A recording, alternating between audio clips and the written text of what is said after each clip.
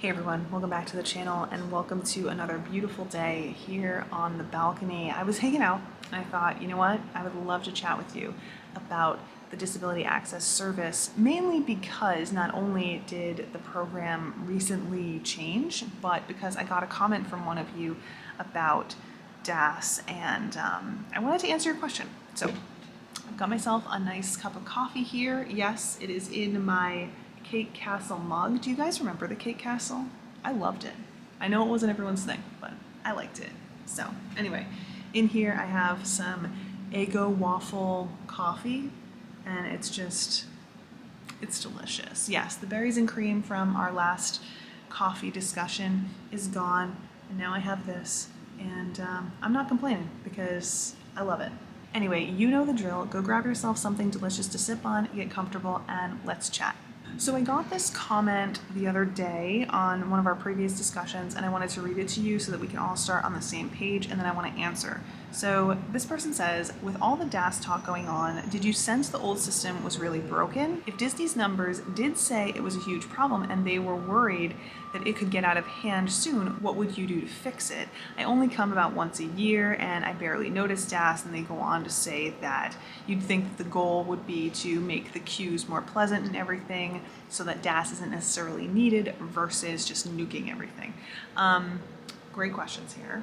Great topic. So before I really jump in, I should start off by saying that I have been visiting Walt Disney World with someone who has disabilities since, it's been a really long time. Maybe early 2000s? Late 90s actually, now that I think about it, because it was before we became Disney Vacation Club members. So anyway, I say that because I have experience with the system prior to DAS as well as the current system that is DAS. Now, well, when I say current, I mean the system that was prior to this current change. Now I will say, my memory might be a little bit fuzzy with the way that things worked prior to 2013, which is when DAS was introduced for the first time, so bear with me. The last trip that I did with someone who had disabilities at Walt Disney World prior to 2013 was 2008. So I can remember the way it went, but I don't remember like specific details about like what the rules were. So again, bear with me. But prior to the system that was in place and that just changed, prior to the disability access system, or service rather, if you had some sort of disability, you were in a wheelchair or an ECV or needed a mobility device, you just kind of went to whatever attraction you wanted to ride and they would send you to an alternate route. The only thing is that you would have a limited number of people that could go with you, and I don't remember what that number was. I want to say it was like 10 or 12 people that could go with you. I only say that because during one of our vacations we had 14, so it was a huge group and that wouldn't have worked, but there was like a rule in place that you had to follow, and then you would just, go to the line and you would essentially skip the line. And the reason for that was because at the time, many of the attraction queues at Walt Disney World, they couldn't accommodate wheelchairs or ACVs. So there wasn't really a way for you to go through the standard line if you had a wheelchair or ECV. And it's this period of time when most people think about how a mobility issue would qualify you for DAS. This is what they're referencing, even though there's really no connection there. Because again, prior to 2013, it wasn't really feasible to send a wheelchair or ECV through the line, so they would give you an alternate route, ultimately cutting off most of the line and getting on the attraction. No need for DAS, no need for any of that. This presented a problem at Walt Disney World though, because people were essentially gaming the system for profit. Long story short, there are people with disabilities who were for hire. So you could have them as part of your party and then you would just skip the line because they had a disability.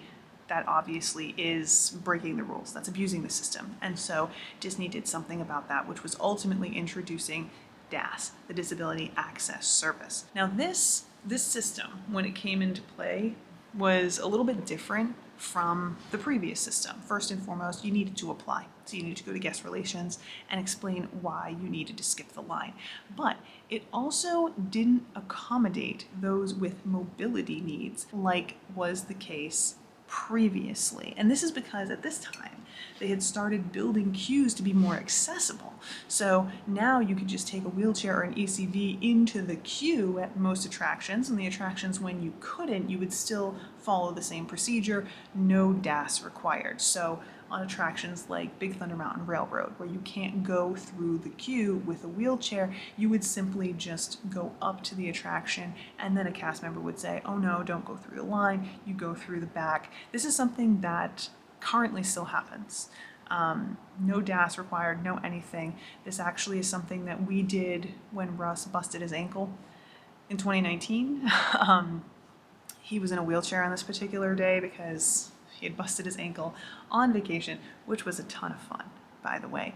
And we wanted to get him a knee scooter so that he could get around without having to be pushed, which thank goodness for that. But on this particular day, we wanted to ride Big Thunder Mountain Railroad, and we needed to go through the back entrance. Even though there was no DAS required, there was no special procedure for us. We didn't have to prove that he was injured or anything like that. He clearly was injured in a wheelchair. Can't make the wheelchair go through that particular queue. Anyway, getting a little off track here. So with this new DAS system that was introduced in 2013, mobility needs were not accommodated. It was just those with disabilities that made waiting in a traditional queue a problem. And again, focusing on waiting, not standing, because those who have trouble standing in the traditional queue would easily be accommodated with a wheelchair or ECV. Now, as a side note, I know there are a lot of you out there who are going to push back and go, no, that's not how this goes. I am not going to have my problem solved like that. I'm not saying that that is the solution for everyone. That's Disney's solution for everyone who has just a mobility issue.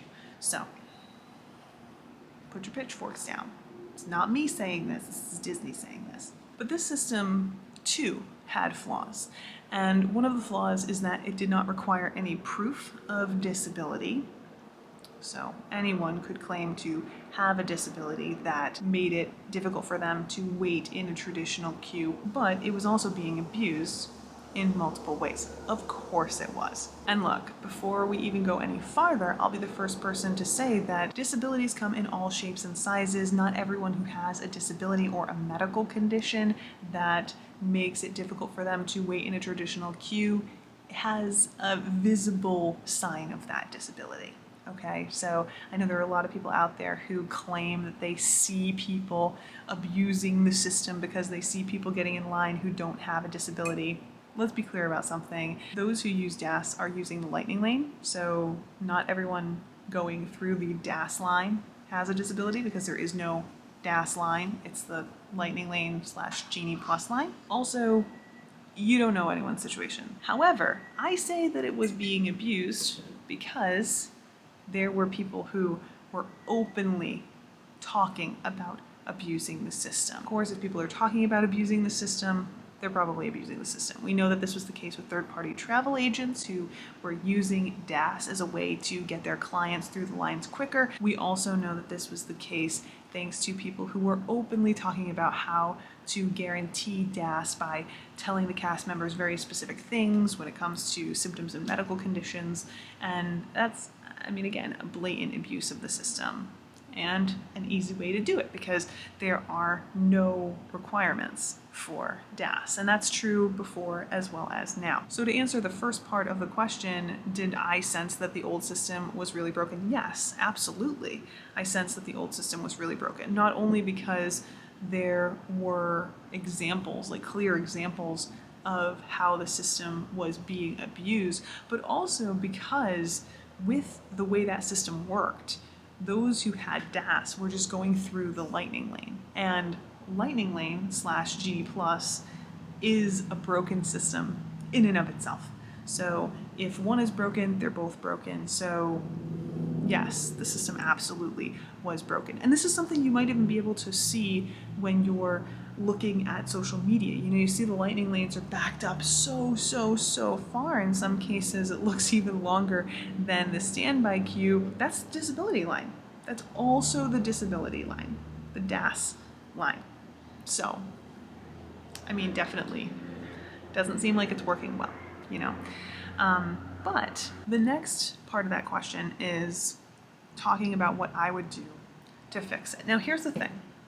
When it comes to the numbers of people who are taking advantage of DAS, I couldn't tell you how many people are actually taking advantage of DAS or abusing the system, or how many people now versus before were using DAS that made another change necessary. I know that there are people out there who have said that Disney released certain numbers or said it's like 5 times higher. I don't know that that's true. I haven't been able to confirm this for myself, so I'm gonna just take that with a grain of salt, okay? But for the sake of discussion, let's assume that DAS is like getting out of control. Yeah, I can see that happening, especially because crowd control has completely gone out of control at Walt Disney World. But what would I do to fix the problem? Well, the first thing I would do, hold on, I should take even a second step back here. I know some of you aren't gonna like what I have to say here, but please bear with me, okay? Because I think that this is part of the solution that is necessary, although I don't think anyone's gonna like it, because you're not gonna like what I have to say, because you're not gonna like the change that I would propose, and Disney's not gonna like what I would have to say, because it would require that they actually put in work that they're not willing to put in.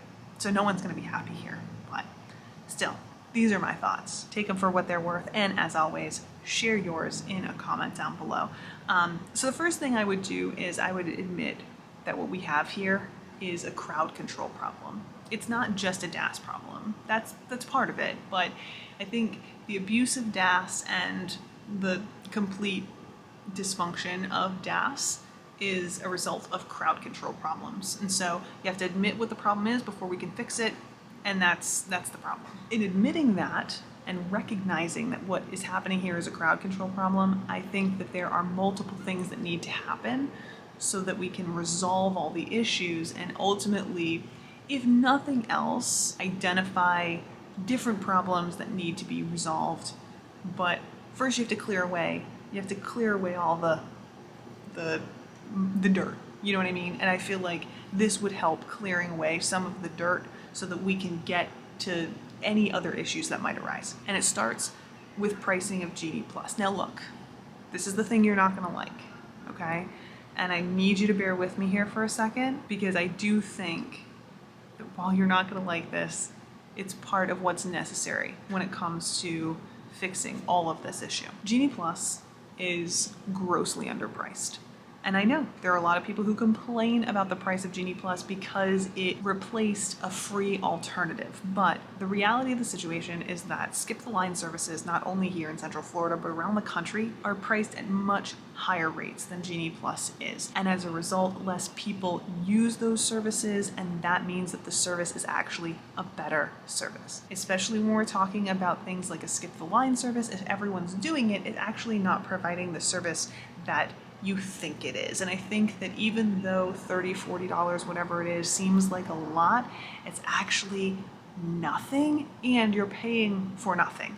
Whereas you could be paying more to have a ton more. We see this over at Universal, and look, I'm not gonna get into a comparison here. Yes, we are gonna get into all of the comparisons, and I know I keep saying that, but there are so many things to compare, and there's a lot of deep discussion in that. So I just haven't gotten around to every different aspect, but I promise you we're getting there. And this is another thing that we're going to discuss as well as part of comparing Universal and Disney, is this skip the line service.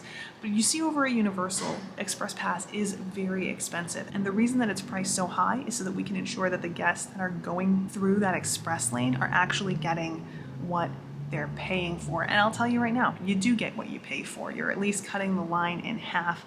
More often than not, when I use my Express Pass, it is getting me straight on that attraction with very minimal wait. And that's not the case when we talk about Genie Plus. Now, of course, without going into a deep nuts and bolts description of how this can be executed, I do think it can be done in a way that will cushion the blow for some families, maybe using Express Pass as a perk if you're staying at deluxe resorts at Walt Disney World, or adding it as a perk to some tiers of annual pass. These are all things that we see Universal do, and they work pretty well. There are also a ton of other options that are available here. You could use it as an addition to a package along with the dining plan, stuff like that. So there are options that are are available, and it would work so much better because since less people would be using Genie Plus, you would see that it would be a much more positive experience, a much more worth the money experience than what the situation is right now. And again, this would have a direct impact on DAS as well. But again, since we're talking about crowd control, there are a few things that Disney can easily do, although it would require some work on their behalf, in order to manage crowds. And we know that Disney knows how to do this, but this is honestly just a choice on their behalf to not. First and foremost, bring back Streetmosphere. Streetmosphere is a great addition to the parks. People love it, just this entertainment that happens throughout the parks. It's one of those things that I feel like so many of us loved about Disney, and not only does it take away from the experience no longer having it, but it's a tool in Disney's tool belt that will allow them to direct traffic and draw people away from certain areas, alleviating some of the strain on things like attraction queues, giving people somewhere to be beyond standing in line, beyond just hanging around the parks doing nothing. I definitely think that that would be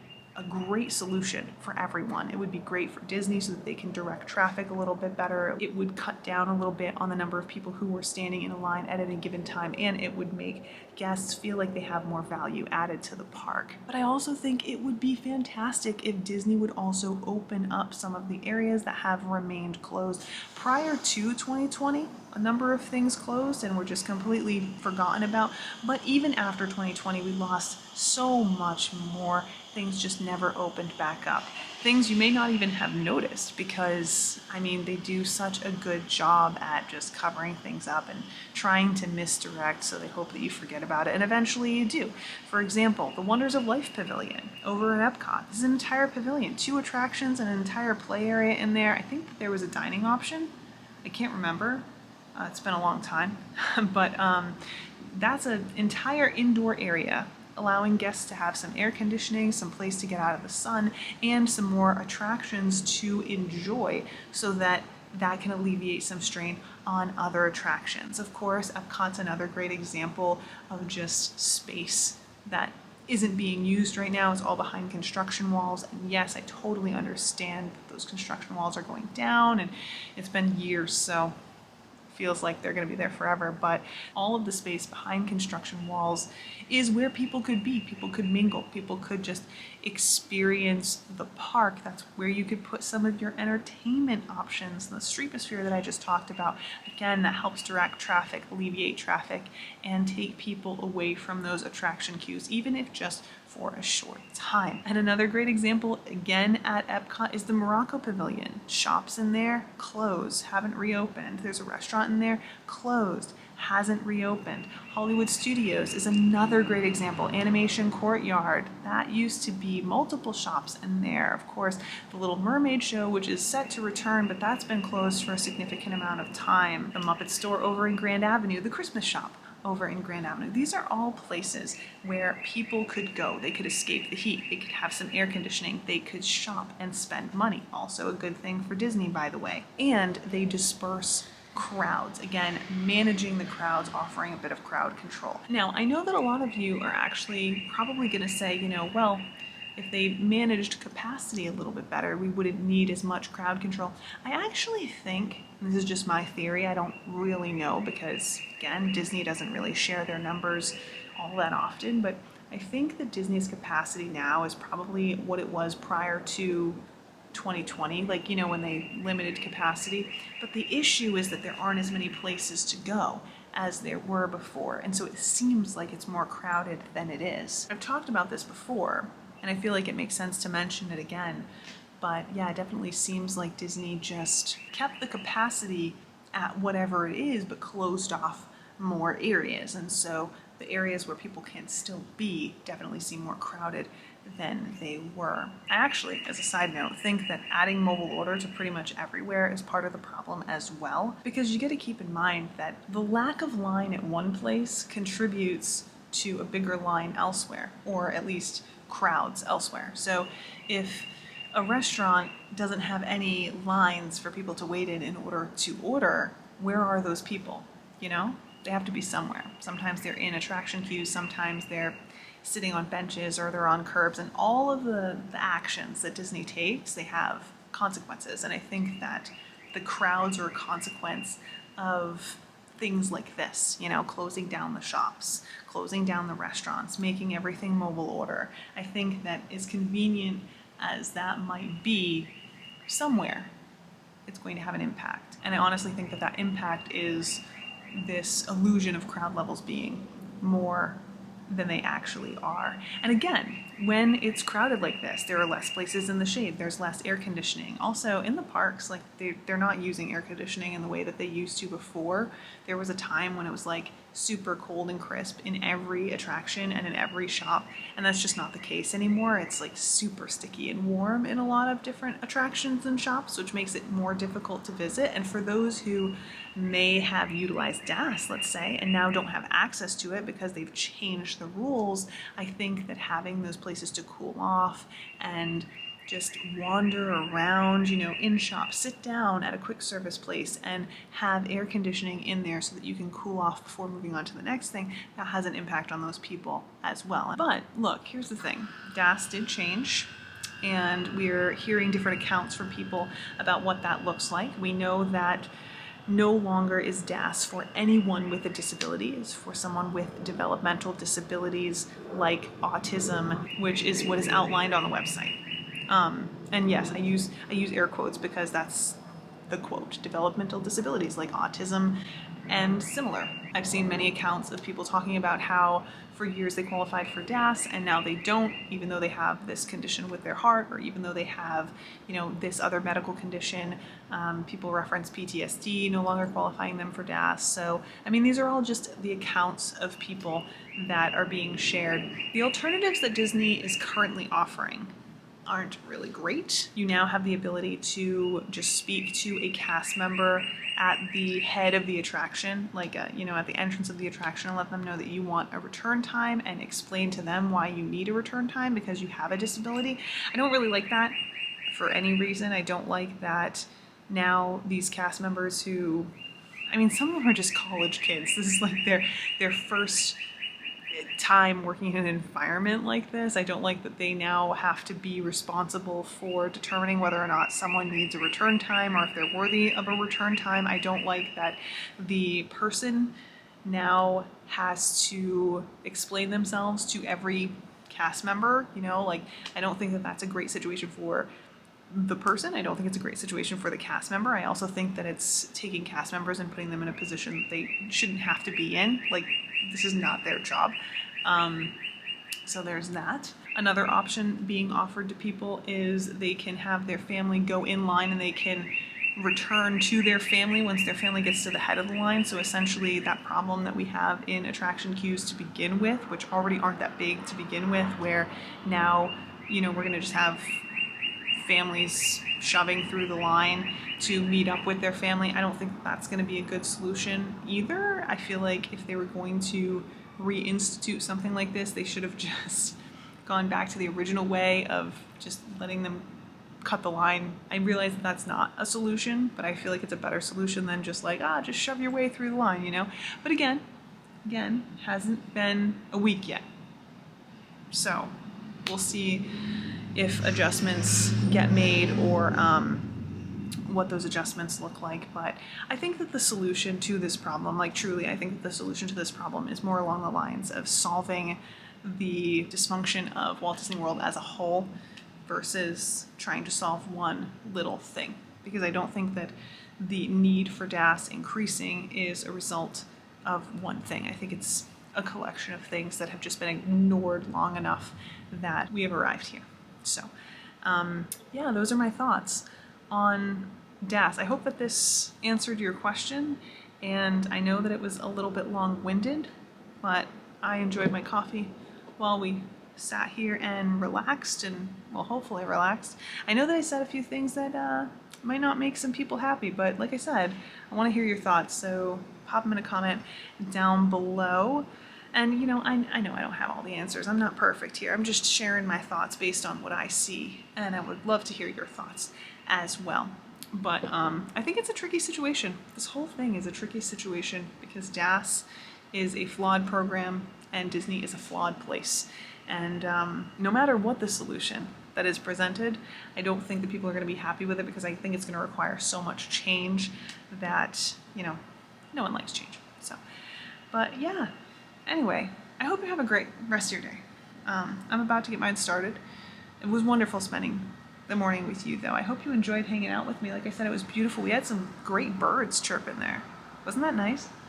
I thought it was. Thanks so much for hanging out with me. I look forward to seeing what you guys have to say, and I hope you'll join me again soon for another adventure. Until then.